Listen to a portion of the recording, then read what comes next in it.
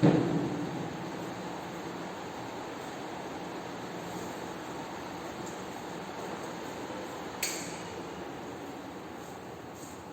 my dear students, welcome to the business studies class. What we are studying, see, we are studying the various forms of business organizations. In that, what is our today's class topic? Our today's class topic is types of cooperative societies. So ಇವತ್ತಿನ class ವಿಷಯ ಏನಿದೆ ನೋಡ್ರಿ, ಸಹಕಾರ ಸಂಘಗಳ ವಿಧಗಳು. ಬೇರೆ ಬೇರೆ ಬಹಳಷ್ಟು ಪ್ರಕಾರದ ಏನವ ನೋಡ್ರಿ ಸಹಕಾರಿ ಸಂಘಗಳು ಅದಾವ. ಸೊ ಇವತ್ತಿನ ಕ್ಲಾಸ್ದಲ್ಲಿ ನಾವು ಇವು ಎಲ್ಲಾ ಪ್ರಕಾರದ ಸಹಕಾರ ಸಂಘಗಳನ್ನು ತಿಳ್ಕೊಳ್ಳಿಕ್ಕೆ ಪ್ರಯತ್ನವನ್ನು ಮಾಡೋರದೇ ನೋಡ್ರಿ. So basically how many types of cooperative societies are there? ಎಷ್ಟು ಪ್ರಕಾರದ ಸಹಕಾರಿ ಸಂಘಗಳು ಅದಾವು? 6 ಪ್ರಕಾರದ ಸಹಕಾರಿ ಸಂಘಗಳು ಅದಾವು. There are 6 types of cooperative societies. This is a very important question. It will come into your exam. So ಇವತ್ತಿನ ಕ್ಲಾಸ್ ದಲ್ಲಿ ಏನೇನು ಬಂದಿದೆ ಈ PPT ದಲ್ಲಿ ಬಿಟ್ಟು ಎಲ್ಲ ನೀವು ನಿಮ್ಮ ಪುಸ್ತಕದಲ್ಲಿ ಬರೆಯಬೇಕು, ಓದಲೇಬೇಕು. As soon as my second chapter will get completed, I will keep a 50 marks test for you all. So please start reading and by hearting everything from now onwards only.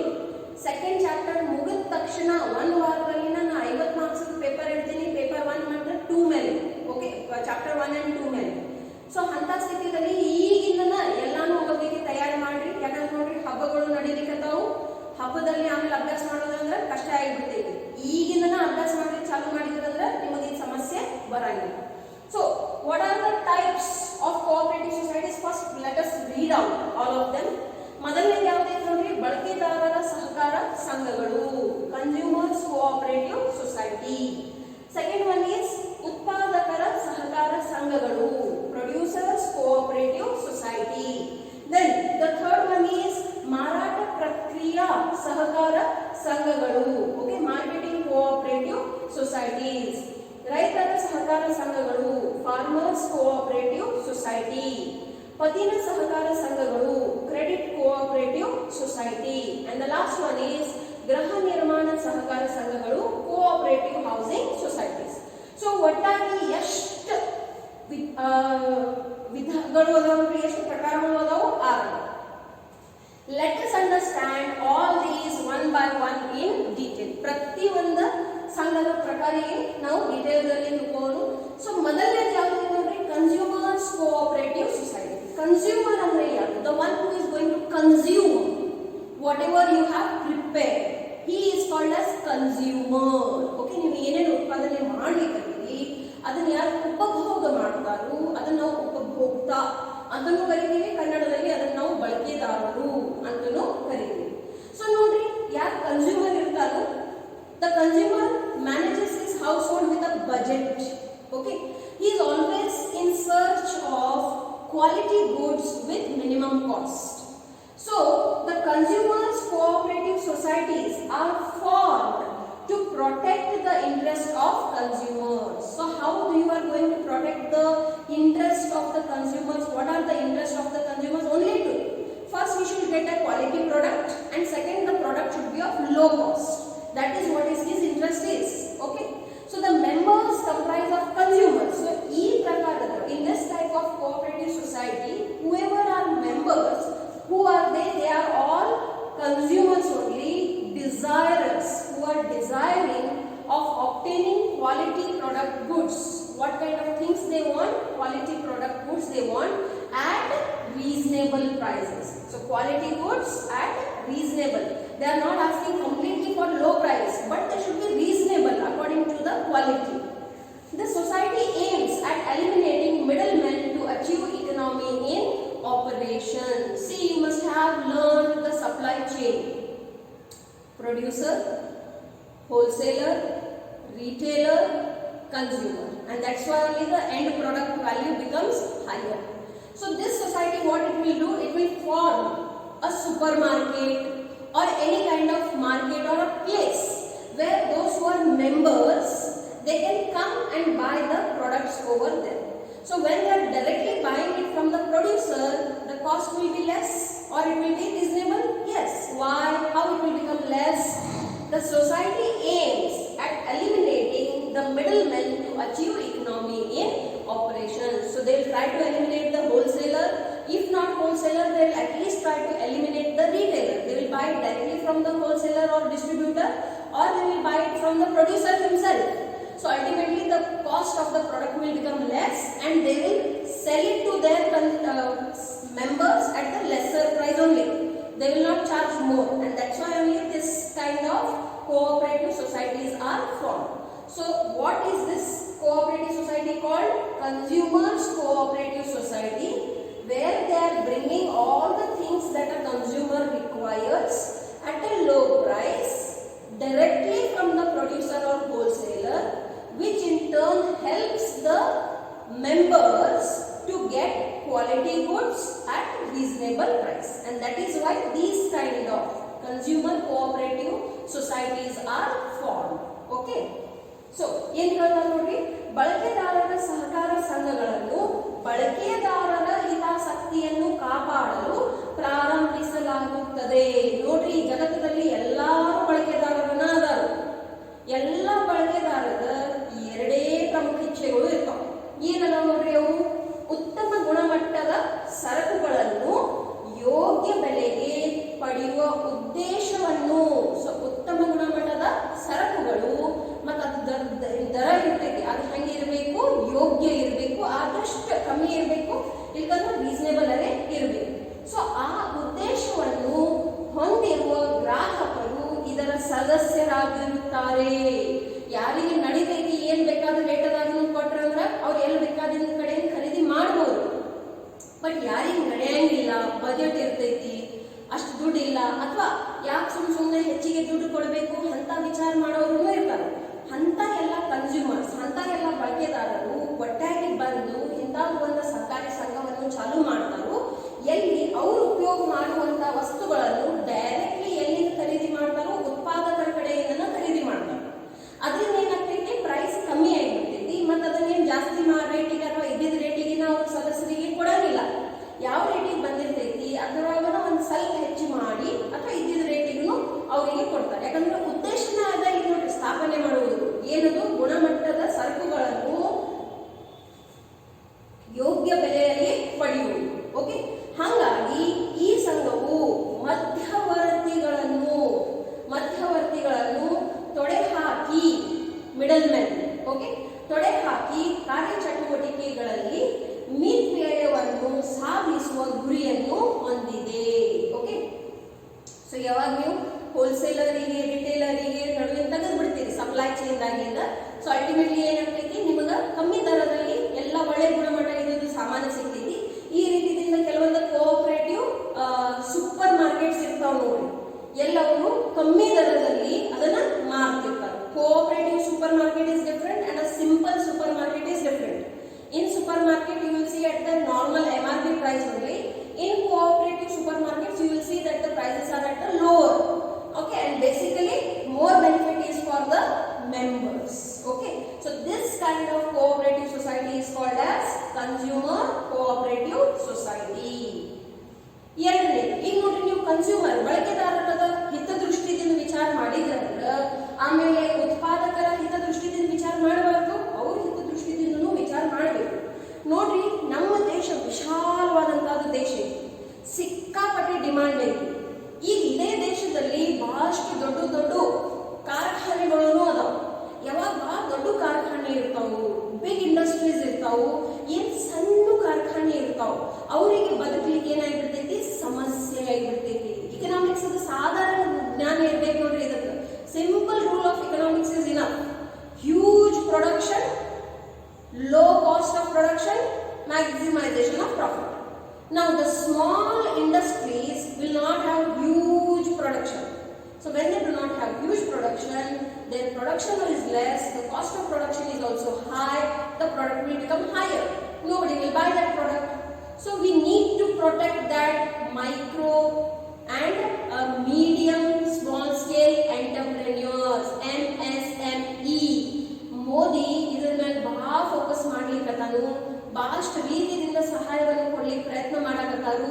That ಏನ್ ಸಣ್ಣ businesses ಅದಾವು, ಅಗ್ದಿ ಪುಟಾಣಿ business ಅದಾವು, ಏನ್ ಸಣ್ಣ ಸಣ್ಣ factories ಅದಾವು, small scale industries, cottage industries, village industries or medium industries also for that matter, they should survive. ಯಾಕಂದ್ರೆ ಇವರು ಲೋಕಲ್ ಜಾಬ್ ಕ್ರಿಯೇಟ್ ಮಾಡ್ತಾರೆ.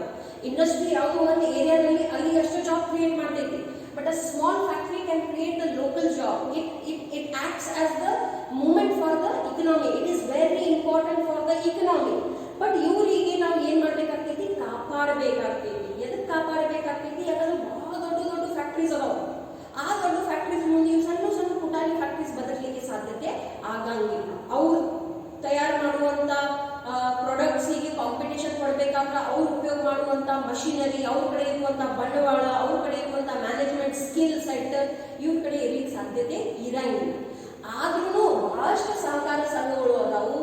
ಯಾರು ಈ ಉತ್ಪಾದಕರ ಸಲುವಾಗಿ ಏನ್ ಮಾಡ್ಲಿಕ್ಕತ್ತಾರೋ ಸಹಾಯವನ್ನು ಮಾಡಿ ಅವರಿಗೆ ಈ ಕಾಂಪಿಟೇಟಿವ್ ಮಾರ್ಕೆಟ್ ದಲ್ಲಿ ಉಳಿಲಿಕ್ಕೆ ಸಹಾಯ ಮಾಡ್ಲಿಕ್ಕತ್ತಾರ. Let us see how these societies are set up to protect the interest of small producers. The members comprise of producers desirous. Again, please remember, my dear children, here the membership is voluntary. It is not compulsory. Only those who are interested to become the part of such cooperative societies, they can go and become. It's not that everybody must become the part of any cooperative society. Any. Okay? So the members comprise of producers desirous of procuring inputs for production of goods to meet the demands of consumers. The society aims to fight against the big capitalists and enhances the bargaining power to the small producers. Okay, so what will happen here? See, in this kind of cooperative societies, many producers will come together. So with this, they will have more capital. With that more capital, they will be able to buy the inputs that are required for production, whether it may be good machinery, good quality raw materials, or to outsource any work like marketing is there, or any other thing, research is there. So they will use that money for production of goods, and with that, what they are trying to meet the demands of the consumer. Consumer is the king. What consumer is demanding? If you cannot offer that, you cannot survive. So you should produce according to the consumer demands. You cannot produce according to what is available with you. So the production happens according to the demands of the consumers. The society aims to fight against the big capitalists, the big industries. So for that they require support, and from where that support will come? From cooperative societies. So with that, they are able to give competition to big industries, and with that, what happens? It enhances the bargaining power of the small producers. So that is how they are able to do the business. So here the cooperative societies are doing a great job in helping the small producers by bringing them together, providing and helping each other with whatever they are in need of. It may be machinery, it may be material, it may be anything. Knowledge also. Okay? ಸಣ್ಣ ಪ್ರಮಾಣದ ಉತ್ಪಾದಕರ ಹಿತಾಸಕ್ತಿಯನ್ನು ಕಾಪಾಡಲು ಈ ರೀತಿಯ ಸಹಕಾರ ಸಂಘಗಳನ್ನು ಪ್ರಾರಂಭಿಸಲಾಗುತ್ತದೆ. ನೋಡ್ರಿ, ದೊಡ್ಡ ದೊಡ್ಡ ಇಂಡಸ್ಟ್ರೀಸ್ ಮುಂದೆ ಸಣ್ಣ ಸಣ್ಣ ಪುಟಾಣಿ ಇಂಡಸ್ಟ್ರಿಗೆ ನಿಂದಿರ್ಲಿಕ್ಕೆ ಅಷ್ಟು ಸಾಧ್ಯತೆ ಆಗಂಗಿಲ್ಲ. ಸೊ ಇಂಥ ಸಂಘಗಳ ಸ್ಥಾಪನೆನ ಎದಕ್ಕಾಗಿ ನೋಡ್ರಿ, ಏನ ಸಣ್ಣ ಪ್ರಮಾಣದ ಉತ್ಪಾದಕರಾದರು ಅವ್ರದ ಹಿತಗಳ ರಕ್ಷಣೆಗಾಗಿ ಏನಾಗ್ತೈತಿ, ಇಂಥ ಸಹಕಾರಿ ಸಂಘಗಳು ಸ್ಥಾಪನೆ ಆಗ್ತಾವ. ಬಳಕೆದಾರರ ಬೇಡಿಕೆಗಳನ್ನು ಪೂರೈಸುವ ಸಲುವಾಗಿ ಸರಕುಗಳ ಉತ್ಪಾದನೆಗಳಿಗೆ ಬೇಕಾಗುವ ಕಚ್ಚಾ ವಸ್ತುಗಳನ್ನು ಸಂಗ್ರಹಿಸಲು ಮತ್ತು ಬಯಸುವ ಉತ್ಪಾದಕರೇ ಇತರ ಸದಸ್ಯರಾಗುತ್ತಾರೆ. ಓಕೆ, ಸೊ ನೋಡ್ರಿ, ಯಾರು ಬಳಕೆದಾರರು ಇರ್ತಾರೋ ಅವರ ಕಿಂಗ್, ರಾಜ ಇದ್ದಂಗ. ಅವ್ರು ಏನ್ ಬೇಡ್ತಾರೋ ನೀವು ಅದನ್ನ ಕೊಡ್ಬೇಕಾಗ್ತೈತಿ. ಸೊ ಅವ್ರು ಬೇಡಿರುವಂತ ಕ್ವಾಲಿಟಿ ಪ್ರಾಡಕ್ಟ್ ನೀವು ಕೊಡ್ಬೇಕಾದ್ರೆ ನಿಮಗೆ ಬಂಡವಾಳ ಬೇಕು, ಕಚ್ಚಾ ವಸ್ತು ಬೇಕು, ತಂತ್ರಗಳು ಬೇಕು, ಮಷಿನರಿ ಬೇಕು. ಓಕೆ, ಸೊ ಅದನ್ನ ಎಲ್ಲಾನು ಇಂಥ ಸಂಘಗಳು ಏನ್ ಮಾಡ್ತಾರೋ ನಿಮಗೆ ಪೂರೈಸ್ತಾವೆ. ಅದರಿಂದ ಏನಾಗ್ತೈತಿ, ನೀವು ಆ ಕನ್ಸ್ಯೂಮರ್ ಡಿಮಾಂಡ್ಸಿಗೆ ಮೀಟ್ ಮಾಡಬಹುದು. ಈಗ ಮುದ್ದು ಮಕ್ಕಳಿಗೆ ಒಂದು ಮಾತು ನೆನಪು ಏನಿಡ್ರಿ, ಇಂಥವು ಯಾವುದೇ ಸಂಘದಲ್ಲಿ ನೀವು ಭಾಗಿಯಾಗಬೇಕಾದ್ರೆ ಸ್ವಯಂ ಪ್ರೇರಿತವಾಗಿ ಆಗಿರ್ತೈತಿ, ಒತ್ತಡ ಎಲ್ಲೂ ಇರಂಗಿಲ್ಲ. ಓಕೆ, ಸೊ ದೊಡ್ಡ ಬಂಡವಾಳ ಶಾಹಿಗಳ ವಿರುದ್ಧ ಹೋರಾಡಲು ಹಾಗೂ ಸಣ್ಣ ಉತ್ಪಾದಕರ ವ್ಯಾಪಾರ ಕುದುರಿಸುವ ಶಕ್ತಿ ಹೆಚ್ಚಿಸುವ ಉದ್ದೇಶಗಳನ್ನು ಈ ಸಂಘಗಳು ಹೊಂದಿವೆ. So what is the main objective? ಉದ್ದೇಶ ಏನೈತಿ ಇಂಥ ಸಂಘಗಳದು? ದಟ್ ಸಣ್ಣ ಪ್ರಮಾಣದ ಏನು ಉತ್ಪಾದಕರಾದರು ಅವ್ರು ಮಾರ್ಕೆಟ್ ನಲ್ಲಿ ಬದುಕಬೇಕು ಮತ್ತು ಅವರು ಬಿಸ್ನೆಸ್ ಅನ್ನು ಮಾಡಲಿಕ್ಕೆ ಸಹಾಯ ಅದಕ್ಕೆ ನೋಡ್ರಿ ಬಹಳಷ್ಟು ಪ್ರಚಾರಗಳನ್ನು ನಡೀತಾವೆ. ದಟ್ ಲೋಕಲ್ ಪ್ರಾಡಕ್ಟ್ ಪ್ರೊಡ್ಯೂಸ್ ಮಾಡ್ರಿ, ಲೋಕಲ್ ಪ್ರಾಡಕ್ಟ್ ಅನ್ನು ಖರೀದಿ ಮಾಡ್ರಿ, ಅದರಿಂದ ಏನಾಗ್ತೈತಿ ನಿಮ್ ಲೋಕಲ್ ಏರಿಯಾ ಗ್ರೋ ಆಗ್ತಾವು. ಇದು ಆಸ್ ಅ ಕನ್ಸ್ಯೂಮರ್ ನೀವು ವಿಚಾರ ಮಾಡಲೇಬೇಕು. Because if the consumer will not support the producer, how the producer will be able to support the consumer, isn't it? The power should not be only in the few hands, it should be in everybody's hand, then only it's a democratic nation. Okay, next is marketing cooperative society. See, these days this is also called as a marketing era. We are doing advertisement for everything, from a man to an idea to a service to a product, everything. A brand name is created for everything. Okay, so these days marketing has become a must part for every kind of business. What is marketing? Marketing means where you are telling the people about your product, what are its benefits, what are its qualities, what is its price, how it is useful to them. That itself is called as marketing. For that you use the various sources that you have, social media, other platforms, everything you can use to tell people that yes, you are producing this kind of product. That itself is called as marketing. Okay, it's a very small definition, but when you will go to the higher classes you will learn it in detail. So ಮಾರಾಟ ಪ್ರಕ್ರಿಯೆ ಸಲುವಾಗಿ ಈಗಿನ ಕಾಲದಲ್ಲಿ ನೋಡಿ, ಮಾರಾಟ ಮಾಡಬೇಕಾದ್ರೆ ಅದರ ಮಾರಾಟ ಪ್ರಕ್ರಿಯೆಯು ಬಹಳ ಮಹತ್ವದ ಐತಿ, ಪ್ರಚಾರ ಪ್ರಸಾರ ಬಹಳ ಮಹತ್ವದ ಐತಿ. ಯಾಕಂದ್ರೆ ಎಲ್ಲಿ ತನಕ ನೀವು ಪ್ರಚಾರ ಪ್ರಸಾರ ಮಾಡಂಗಿಲ್ಲ, ವ್ಯಕ್ತಿಗಳಿಗೆ ಗೊತ್ತಾಗಂಗಿಲ್ಲ, ಅವರಿಗೆ ಗೊತ್ತಾಗಲಿಲ್ಲ ಅಥವಾ ಅವರು ಖರೀದಿ ಮಾಡಂಗಿಲ್ಲ. Okay, so marketing is a important and inevitable part into business these days. So such societies are established to help small producers in selling their products. See, small producers cannot afford the marketing expense. Now the marketing campaign will happen lakhs of crores. ಒಂದು election ದಲ್ಲಿನ ಒಂದು government ಸಾವಿರಾರು ಕೋಟಿ ರೂಪಾಯಿ ಖರ್ಚು ಮಾಡ್ತೈತಿ ಬರೀ ಪ್ರಚಾರ ಸಲುವಾಗಿ. ಸೊ ನೀವು ವಿಚಾರ ಮಾಡಿ ನೋಡ್ರಿ, ಪ್ರಚಾರದ ಎಷ್ಟು ಪ್ರಭಾವ ಇರ್ತಿರ್ಬೇಕು. ಬ್ಯಾನರ್ಸ್ ಆಗಲಿ, ಪೋಸ್ಟರ್ಸ್ ಆಗಲಿ, ಆಟೋ ರಿಕ್ಷಾ ಆಗಲಿ, ಪ್ಯಾಂಪ್ಲೆಟ್ ಆಗಲಿ, ಫೇಸ್ಬುಕ್ ಮತ್ತೆ ಏನು ಸೋಷಿಯಲ್ ಮೀಡಿಯಾ ಪ್ಲಾಟ್ಫಾರ್ಮ್ಸ್ ಅದಾವ, ಟಿವಿ, ರೇಡಿಯೋ, ಎಲ್ಲ ಕಡೆ ಅವ್ರು ಏನ್ ಮಾಡ್ತಾರೆ, ಪ್ರಚಾರವನ್ನು ಮಾಡ್ತಾರೆ. ಅದೇನು ಫ್ರೀದಾಗಂತೂ ಆಗಂಗಿಲ್ಲ, ದುಡ್ಡು ತಗೋತೈತೆ ಅದ್ರ ಸಲುವಾಗಿ. ಸಣ್ಣ ಏನು producer, those are small producers, they cannot afford ಅವ್ರದ್ದೇನು ಅಕ್ಕಿ, ಗೋಧಿ, ಜ್ವಾಳ, ಶರ್ಟ್, ಪ್ಯಾಂಟ್, ಅಥವಾ whatever they are producing. If they want to sell it, how they can use that knowledge? So this kind of cooperative societies will do that work for them. Okay, so small producers in selling their products, the members consist of producers obviously who wish to obtain reasonable prices for their output. ಎಲ್ಲಿ ತನಕ ನೀವು ಮಾರ್ಕೆಟ್ದಲ್ಲಿ ಹೇಳಂಗಿಲ್ಲ, ಮಂದಿಗೆ ಗೊತ್ತಾಗಂಗಿಲ್ಲ. ಎಂದ್ರೆ ಸಂತಿ ಮಾಡಕ್ ಹೋಗ್ರಿ ನೋಡ್ರಿ, ಸಂತಿ ಮಾಡಕ್ ಹೋದ್ರೆ ನೀವು ನೋಡ್ತೀರಲ್ಲಿ ಕೆಲವೊಬ್ರು ಒದರ್ತಿರ್ತಾರ ಅವರು ಪಲ್ಯ ಬಗ್ಗೆ. ಓಕೆ, ಬಟಾಟೆ ಆಯ್ತು, ಉಳ್ಳಾಗಡ್ಡಿ ಆಯ್ತು, ಅಥವಾ ಟೊಮೆಟೊ ಆಯ್ತು, ಅಥವಾ ಏನೇ ಆಯ್ತು, ನೀವು ಅವ್ರ ಕಡೆನ ಹೋಗಿರ್ತೀರಿ ನೋಡಾಕರೆ ಅಟ್ಲೀಸ್ಟ್ ಏನೈತಿ ಹೆಂಗೈತೆ ಅಂತ. That is marketing. But simple ಉದಾಹರಣೆ ಐತಿ, ಇದನ್ನ ನಾವು ಲಾರ್ಜ್ ಸ್ಕೇಲ್ ಮೇಲೆ ಮಾಡಿರ್ತೀವಿ. It pulls out of individual members and performs marketing functions like transportation, warehousing, packaging, etc. So ಯಾವಾಗ ನಾವು ಮಾರ್ಕೆಟಿಂಗ್ ಅಂತ ಹೇಳ್ತೀವಿ, ಅದು ಬರೀ ಮಂದಿ ನಿಮ್ಮ ಮೆಸೇಜ್ ಅನ್ನು ಮುಗಿಸೋದಂತ ಅಷ್ಟ ಸೀಮಿತ ಇಲ್ಲ. It will also help you in transportation, it will also help you in storing the product wherever you want to sell it, and it will also help you in packaging also. Packaging is very important to save your product from spoilage, pilferage or any defection. So ಸಣ್ಣ ಉತ್ಪಾದಕರು ತಾವು ಉತ್ಪಾದಿಸಿದ ಸರಕುಗಳನ್ನು ಮಾರಾಟ ಮಾಡಲು ಈ ರೀತಿಯ ಸಹಕಾರ ಸಂಘಗಳನ್ನು ಪ್ರಾರಂಭಿಸಲಾಗುತ್ತದೆ. ಏನ್ ಹೇಳ್ತಾ ನೋಡ್ರಿ, ದಟ್ ಸಣ್ಣ ಸಣ್ಣ ಪ್ರಮಾಣದ ಏನು ಉತ್ಪಾದಕರು ಇರ್ತಾರೋ ಅವ್ರದ್ದು ಹಿತರಕ್ಷಣೆ ಮಾಡಲಿಕ್ಕೆ, ಅವ್ರದ್ದು ಏನು ಉತ್ಪಾದನೆ ಇರ್ತೈತಿ ಅದಕ್ಕೆ ಒಂದು ಸರಿಯಾದ ದರ ಸಿಗಲಿ, ಬೆಲೆ ಸಿಗಲಿ ಅಂತ ಈ ಇಂಥ ಪ್ರಕಾರದ ಸಂಘಗಳಲ್ಲಿ ಅವ್ರು ಏನ್ ಮಾಡ್ತಾರೋ ನೋಂದಾಯಿಸ್ತಾರೋ. ಓಕೆ, ತಾವು ಉತ್ಪಾದಿಸಿದ ಸರಕುಗಳಿಗೆ ಯೋಗ್ಯ ಬೆಲೆಗಳನ್ನು ಪಡೆಯುವ ಆಸೆಯ ಹೊಂದಿರುವ ಉತ್ಪಾದಕರೇ ಸದಸ್ಯರಾಗುತ್ತಾರೆ. ಸರಕುಗಳನ್ನು ಸಾಧ್ಯವಾದಷ್ಟು ಅತಿ ಉತ್ತಮ ಬೆಲೆಗಳಲ್ಲಿ ಮಾರಾಟ ಮಾಡಲು ಮಾರಾಟ ಪ್ರಕ್ರಿಯೆ ಕಾರ್ಯಗಳಾದ ಸಾಗಾಣಿಕೆ, ದಟ್ ಈಸ್ ಟ್ರಾನ್ಸ್ಪೋರ್ಟೇಷನ್, ಸಂಗ್ರಹಣೆ, that is the warehouse. See, cooperative societies are also having godowns where they store the products at a very minimum cost. Okay, ಎಲ್ಲ ಕಮ್ಮಿ ದರದಲ್ಲಿ ಯಾರು ಸದಸ್ಯರಾಗಿರ್ತಾರೋ ಅವರಿಗೆ ಇದೆಲ್ಲ ಮಾಡ್ಕೊಡ್ತಾರೆ. ಅಂತಲೇ ಇವ್ರು ಏನಾಗಿರ್ತಾರೋ ಸಹಯೋಗಿ, ಸಹಕಾರ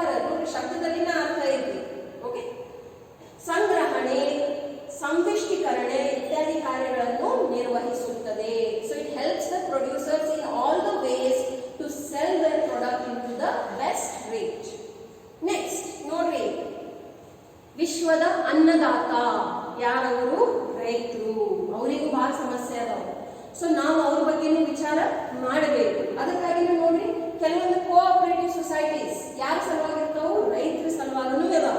ಸೊ ರೈತರಿಗಿನ ಒಳ್ಳೆ ದರ ಅಥವಾ ಒಳ್ಳೆ ಬೆಲೆ ಸಿಗ್ಲಿಲ್ಲ, ಅವ್ರು ಮಾಡಿರುವಂತಹ ಉತ್ಪಾದನೆ ಮೇಲೆ ಇಡೀ ವಿಶ್ವನ ಹಸುವಿನಿಂದ ಏನಾಗ್ತೈತಿ? ಸತ್ತು ಹೋಗ್ಬಿಡ್ತೈತಿ. ಸೊ ಒಂದು ರೈತರ ಹಿತಾಸಕ್ತಿ ಬಗ್ಗೆ ಎಲ್ಲಾರು ವಿಚಾರ ಮಾಡಬೇಕು. ಎಜುಕೇಟೆಡ್ ಮಂದಿ ಅಂತೂ ಮೊದಲು ವಿಚಾರ ಮಾಡಬೇಕು. Okay, so what is a farmers cooperative society? ಇದರ ಅರ್ಥ ಏನೈತಿ ಅದನ್ನು ತಿಳ್ಕೊಳ್ಳೋಣ. These societies are formed to protect the interest of farmers by providing better inputs at reasonable cost. Farmers ಗೆ ಏನು ಇನ್ಪುಟ್ಸ್ ಬೇಕಾಗಿರ್ತಾವ? Good quality seeds, fertilizers, pesticides. Sometimes they also require tractors and this kind of machinery for plowing and all those things. Okay, the members comprise farmers. Again, this is voluntary, not compulsory. Okay, those who are interested, they can join these kind of cooperative societies. The members comprise farmers who wish to jointly take up farming activities. ಈಗ ನೋಡಿ ನಮ್ಮ ಭಾರತದಲ್ಲಿ ಒಂದು ಸಮಸ್ಯೆ ಏನೈತಂದ್ರೆ ಒಂದು ಸಂಯುಕ್ತ ಕುಟುಂಬ ಇರ್ತೈತಿ, ಆಮೇಲೆ ಏನಾಗ್ತೈತಿ? ಅವರಲ್ಲಿ ವಿಭಾಜನೆ ಆಗ್ತೈತಿ. ವಿಭಾಜನೆ ಆಗಬೇಕಾದ್ರೆ ಅವ್ರ ಕಡೆ ಏನು ಆಸ್ತಿ ಇರ್ತೈತಿ ಅದ್ರದ್ದು ವಿಭಾಜನೆ ಆಗ್ತೈತಿ. So when you go on dividing the land, farming land I am speaking about, so what will happen? The quality of that land will get deteriorated. Okay, then the knowledge also will get divided. Ultimately the output also will be divided. So here what they will do is all the farmers will come together to carry on the farming activity collectively. So it will become a huge land. Of course, if they are neighbors, otherwise it's not possible. So they jointly take up the farming activities. The aim is to gain benefits of large scale farming. So when you are using the same technology in a very large farm, you will get more. But what is happening now? People are having only 1 acre, 2 acre, 2.5 acre. Then how it is possible to get more money? Okay, money is very important. So then they can go and join this kind of cooperative societies where they will merge the property and the farming activity will be done on a large scale and increase the productivity. So ultimately the production will increase. When the production will increase and the marketing is done right, the sales will increase. When sales will increase, profit will also increase. Such societies provide better quality seeds, fertilizers, machinery and other modern techniques for use in the cultivation of crops.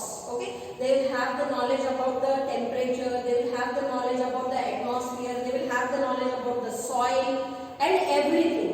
So you can use that all knowledge for the benefits of the farmers and ultimately help them in increasing their standard of living by increasing their productivity.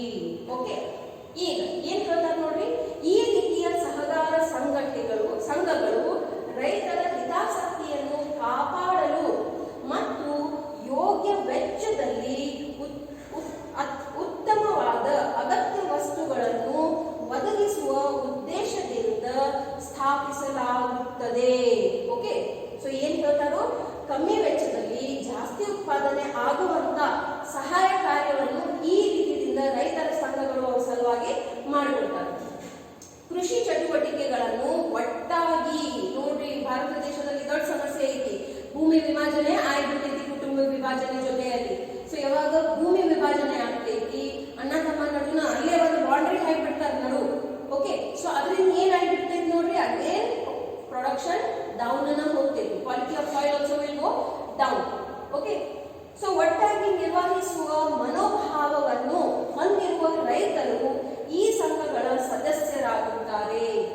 ದೊಡ್ಡ ಪ್ರಮಾಣದ ಕೃಷಿ ಚಟುವಟಿಕೆಗಳಿಂದಾಗುವ ಪ್ರಯೋಜನಗಳನ್ನು ಪಡೆಯುವ ಮತ್ತು ಉತ್ಪಾದಕತೆಯನ್ನು ಹೆಚ್ಚಿಸುವ ಗುರಿಯನ್ನು ಹೊಂದಿವೆ. ಸೊ ಯಾವಾಗ ವಿಶಾಲವಾದಂತಹ 10 ಎಕರೆ 20 ಎಕರೆದ ಒಂದು ಭೂಮಿ ಆಗಿಬಿಡ್ತೈತಿ, ಎಲ್ಲರೂ ಒಟ್ಟಾಗಿ ಬಂದು ಸಮೀಪದವ್ರ ಜೊತೆಯಲ್ಲಿ ಇದ್ದವ್ರನ್ನ ಸದಸ್ಯ ಆದ್ರೂ ಲಾಭ ಐತಿ. ಒಬ್ಬರದ್ದು ಇಲ್ಲೈತಿ, ಇನ್ನೊಬ್ಬರದ್ದು ಬೇರೆ ಕಡೆ ಐತಂದ್ರೆ ಇದಾಗಲ್ಲ. ಬಟ್ ಅಲ್ಟಿಮೇಟ್ಲಿ ಅವ್ರು ಬೇರೆ ಬಹಳಷ್ಟು ಬೆನಿಫಿಟ್ಸ್ ಆಗ್ತದೆ. ಸೊ ಯಾವಾಗ ಉತ್ಪಾದನೆ ಜಾಸ್ತಿ ಆಗ್ತೈತಿ, ಲಾಭನೂ ಜಾಸ್ತಿ ಆಗತೈತಿ. ಆ ಹಿತ ಉದ್ದೇಶದಿಂದ ಇಂಥ ರೈತ ಸಹಕಾರಿ ಸಂಘಗಳು ಕೆಲಸವನ್ನು ನಿರ್ವಹಿಸಲಿಲ್ಲ. ನಾವು next is the credit cooperative society, ಪತ್ತಿನ ಸಹಕಾರ ಸಂಘಗಳು. ಇದಂತೂ ಪ್ರತಿ ಒಂದು ಊರಾಗ ಇತ್ತು. Okay, where they are helping in financial aid. ಪ್ರತಿ ಒಂದು ಊರಾಗ ಇಂಥ you can see this kind of credit cooperative societies. So with what objective these credit cooperative societies have been formed?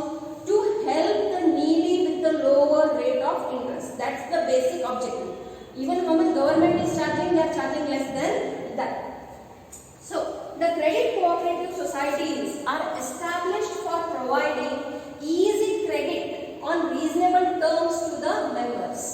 The members comprise of persons who seek financial help in the form of loans. So we require loans for many reasons. Medical emergency is there, personal any reason is there, any startup business is there, or many things will be there. Okay, so for that purpose they help in loans with the lowest rate of interest. The aim of such society is to protect the members from the exploitation of lenders. Okay, the one who will lend money, he will charge more rate of interest. Then the poor person who will not have that much knowledge also, they will manipulate and exploit you. So to save them, this is again big problem with our Indian farmers also. They get into the trap of the lenders and then they end up losing their land and everything. Okay, so to save them from that exploitation, not only farmers, many poor people or those who are having low income, to save them from the lenders who charge high rate of interest on loans, this kind of cooperative credit societies are formed, where it is easy to get a loan with a lower rate of interest. Okay, so ನೋಡಿ, ರೈತರಾಗಲಿ ಅಥವಾ ಏನು ಬಡ ಜನ ಮಂದಿ ಇರ್ತಾರೋ ಅವರಿಗೆ ಒಂದು ಇನ್ನೂ ದೊಡ್ಡ ತ್ರಾಸ ಏನೈತಂದ್ರೆ, ಏನು ಸಾಹುಕಾರ ಮಂದಿ ಇರ್ತಾರೆ, ಅವರು ಸಾಲ ಕೊಡಬೇಕಾದ್ರೆ ಅದರ ಮೇಲೆ ಬಹಳಷ್ಟು ಬಡ್ಡಿ ದರವನ್ನು ಹಚ್ತಾರೆ. ಅಷ್ಟೇ ಅಲ್ಲ, ಬೇರೆ ಬಹಳ ರೀತಿಯಿಂದಲೂ ಅವ್ರ ಶೋಷಣೆಗಳನ್ನು ಮಾಡ್ತಾರೆ. ಸೊ ಅದರಿಂದ ಅವರಿಗೆ ಉಳಿಸಲಿಕ್ಕೆ ಇಂಥ ಪತ್ತಿನ ಸಹಕಾರಿ ಸಂಘಗಳು ಸ್ಥಾಪನೆ ಆಗಿದೆ. ಪತ್ತಿನ ಸಹಕಾರ ಸಂಘಗಳು ಸದಸ್ಯರಿಗೆ ಯೋಗ್ಯ ನಿಬಂಧಗಳ ಆಧಾರದ ಮೇಲೆ ಸುಲಭ ಸಾಲ ಸೌಲಭ್ಯಗಳನ್ನು ಒದಗಿಸುವ ಉದ್ದೇಶದಿಂದ ಸ್ಥಾಪಿಸಲ್ಪಡುತ್ತವೆ. ಹಣಕಾಸಿನ ಸೌಲಭ್ಯಗಳನ್ನು ಸಾಲದ ರೂಪದಲ್ಲಿ ಪಡೆಯಲು ಅಪೇಕ್ಷಿಸುವ ವ್ಯಕ್ತಿಗಳನ್ನು ಈ ಸಂಘಗಳ ಸದಸ್ಯರಾಗುತ್ತಾರೆ. ಸೊ ನೀವು ಸದಸ್ಯ ಆದ್ರೆ ನಾವು ಕೊಡ್ತಾರೆ ನೋಡ್ರಿ ಮತ್ತೆ. ಸೊ ಅದಕ್ಕಾಗಿ ನೀವು ಏನಾಗ್ತೀರಿ, ಅಲ್ಲಿ ಅಂತ ಜಾಗದಲ್ಲಿ ಏನಾಗ್ತೀರಿ, ಮೆಂಬರ್ ಆಗ್ತೀರಿ, ಸದಸ್ಯರು ಆಗ್ತೀರಿ. ಈ ಸಂಘಗಳ ಉದ್ದೇಶವೇನೆಂದರೆ ತನ್ನ ಸದಸ್ಯರನ್ನು ಹೆಚ್ಚಿನ ಬಡ್ಡಿ ಪಡೆಯುವ ಲೇವಾದೇವಿಗಾರರ ಶೋಷಣೆಯಿಂದ ರಕ್ಷಿಸುವುದಾಗಿದೆ. ಓಕೆ, ಸೊ ಇದು ಯಾರ ಸಲುವಾಗಿ ಸಹಾಯ ಆಗ್ತೈತಿ, ಯಾವ ಸದಸ್ಯರು ಇಂತಹ ಸಹಕಾರಿ ಪತ್ತಿನ ಸಂಘಗಳಲ್ಲಿ ಸದಸ್ಯತೆಯನ್ನು ತಗೋತಾರು, ಅವರಿಗೆ ಕಮ್ಮಿ ದರದಲ್ಲಿ ಸಾಲಗಳು ಸಿಗ್ತಾವು. ಅದನ್ನ ಅವರು ಏನು ಕಾರ್ಯಗಳನ್ನು ನಡೆಸ್ತಾರು, ಬೀಜ ಖರೀದಿ ಮಾಡೋದಾಗ್ಲಿ ಅಥವಾ ಬೇರೆ ಏನಾದ್ರು ಕೆಲಸ ಇತ್ತು, ಸಣ್ಣ ಪುಟಾಣಿ ಬಿಸ್ನೆಸ್ ಐತಿ, ಅದರಲ್ಲಿ ಆ ಬಿಸ್ನೆಸ್ ಅಲ್ಲಿ ದುಡ್ಡು ಹಾಕೋದಾಯ್ತು, ಎಲ್ಲದಕ್ಕೂ ಏನಾಗ್ತೈತಿ, ಸಹಾಯ ಆಗ್ತೈತಿ.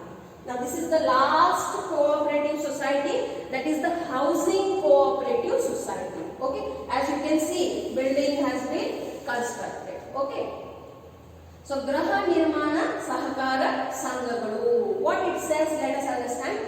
Cooperative housing societies are established to help people with limited income. See, every man on this earth wants his own house before he dies. Okay, everybody wants to live in their own house, but to get a own house, is that easy?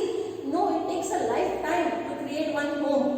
Okay, so then how to help the middle class and the lower class people? It's not a problem for rich people to have a own house, they'll have 4 houses. But what about the middle class and the lower class people? Because house is not only a property, it is safety. House is not considered as property for middle class and lower class people.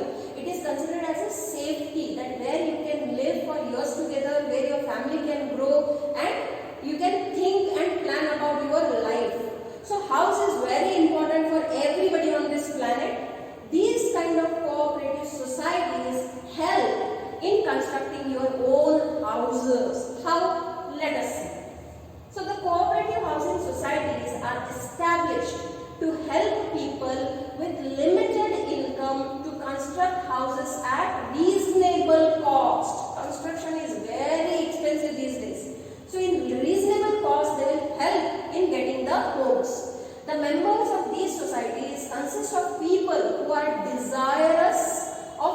offering residential accommodation at lower cost. So what will happen? The society only itself will construct these kind of flats or houses.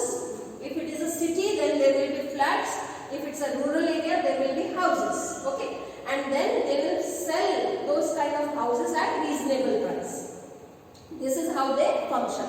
They themselves will carry on the construction activities, and then they will sell those houses, those who are coming from lower or middle class. So it's a benefit for the members. So ultimately you need to become a member over there also. So who can become the members? Those who are with limited income. Okay. So ಒಂದು ಮನಿ ಪ್ರತಿಯೊಬ್ಬರದ್ದು ಕನಸು ಇರ್ತೈತಿ ನೋಡ್ರಿ. ಕನಸು ಅಷ್ಟೇ ಅಲ್ಲ, ಒಂದು ಅವಶ್ಯಕತೆನೂ ಐತಿ. ಅವಶ್ಯಕತೆ ಎದಕ್ಕೆ ಬೇಕಂದ್ರೆ ಅದು ನಿಮ್ಗೆ ಏನ್ ಕೊಡ್ತೈತಿ? ಸಂರಕ್ಷಣೆ ಕೊಡ್ತೈತಿ. ಆಸ್ತಿ ಅಂದ್ರೂ ಆಗತೈತದು, ಬಟ್ ಅದಕ್ಕಿಂತನೂ ಅತಿ ಹೆಚ್ಚಿನ ಮಹತ್ವದ ಮಾತು ನೀವು ಏನ್ ಫೋಕಸ್ ಮಾಡಬೇಕು, ಅದು ನಿಮಗೆ ಸಂರಕ್ಷಣೆ ಕೊಡ್ತೈತಿ. ಗಾಳಿ ಆಯ್ತು, ಏನಾರೇ ಬೇರೆ ಡೇಂಜರಸ್ ಕಳ್ಳತನ ಆಯ್ತು, ಏನೇ ಆಗಲಿ ಆ ಹೌಸ್ ಪ್ರೊಟೆಕ್ಟ್ಸ್ ಯು. ಸೊ ಏನು ಕಮ್ಮಿ ವರ್ಗದವರು, ಕಮ್ಮಿ ಇನ್ಕಮ್ದವರು ಅಥವಾ ಮಧ್ಯ ವರ್ಗದವರು ಇರ್ತಾರೋ ಅವರಿಗೆ ಒಂದು ಮನೆ ಕಟ್ಸೋದು ಈಗಿನ ಕಾಲದಲ್ಲಿ ಬಹಳ ಕಷ್ಟದ ಕೆಲಸ ಐತಿ. ಸೊ ಅವರಿಗೆ ಅವ್ರ ಕನಸಿನ ಮನೆಯನ್ನು ಕಟ್ಟಿಸ್ಬೇಕಾದ್ರೆ ಇಂಥ ಸಂಘಗಳು ಏನು ಮಾಡ್ತಾವು? ಸಹಾಯ ಮಾಡ್ತಾವು. ಯಾವಾಗ ನೋಡ್ರಿ ಅವು ಸಂಘಗಳು? ಗೃಹ ನಿರ್ಮಾಣ ಸಹಕಾರ ಸಂಘಗಳನ್ನು ಮೀರಿ ಆದಾಯ ಹೊಂದಿರುವ ವ್ಯಕ್ತಿಗಳಿಗೆ ಯೋಗ್ಯ ವೆಚ್ಚಗಳಲ್ಲಿ ಗೃಹ ನಿರ್ಮಾಣಕ್ಕಾಗಿ ಸಹಾಯ ಮಾಡುವ ಉದ್ದೇಶದಿಂದ ಸ್ಥಾಪಿಸಲಾಗುತ್ತದೆ. ಸೊ ಇಲ್ಲಿ ಇಂಥ ಸಂಘಗಳು ತಾವೇ ಮನೆಗಳನ್ನು ಕಟ್ಟಿಸಿ ಮಾಡ್ತಾರೋ ಕಮ್ಮಿ ವೆಚ್ಚದಲ್ಲಿ, ಅಥವಾ ನೀವೇನ ನಿಮ್ಮ ಮನೆ ಕಟ್ಟಿಸ್ತಿದ್ರೆ ಅದರಲ್ಲಿ ಸಹಾಯ ಮಾಡ್ತಾರೋ ಕಮ್ಮಿ ವೆಚ್ಚಗಳಲ್ಲಿ. ಓಕೆ. ಸೊ ವಾಸಯೋಗ್ಯ ಮನೆಗಳನ್ನು ಕಡಿಮೆ ವೆಚ್ಚದಲ್ಲಿ ಪಡೆಯುವ ಇಚ್ಛೆಯುಳ್ಳವರು ಈ ಸಂಘಗಳ ಸದಸ್ಯರಾಗುತ್ತಾರೆ.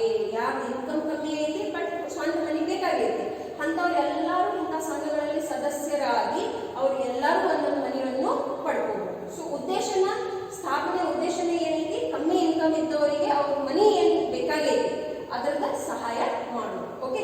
So these are the 6 types of cooperative societies. With this we come to the end of cooperative form of business also. Now at the end I am giving you the top 10 cooperative societies, not top 10 but top cooperative societies of India. This is not according this is number 1, number 2, number 3, nothing like that, just 10. Okay. So ನಿಮಗೆ ಏನು ತಿಳ್ಸಕ್ಕೆ ನಾನು ಪ್ರಯತ್ನ ಮಾಡಕತ್ತೀನಿ, ಇದೆಲ್ಲೂ text book ದಾಗ ಕೊಟ್ಟಿಲ್ಲ ನೋಡ್ರಿ, ನಾನು Google ಮೇಲೆ search ಮಾಡಿ ಬರ್ದೇನಿದೆ. So why I have given you this? So that you should get an idea what kind of cooperative societies are functioning in India. So first of all you know about Amul, the case study, then Karnataka Milk Federation, Indian Coffee House. Karnataka and the South India is very famous for coffee and tea. So for that also many cooperative societies are there. Then women entrepreneurs are there, where the ladies are coming together and starting their cooperative society. So the world famous women entrepreneur cooperative society is Lijjat Papad. Okay. So that is Shri Mahila Griha Udyoga Lijjat Papad.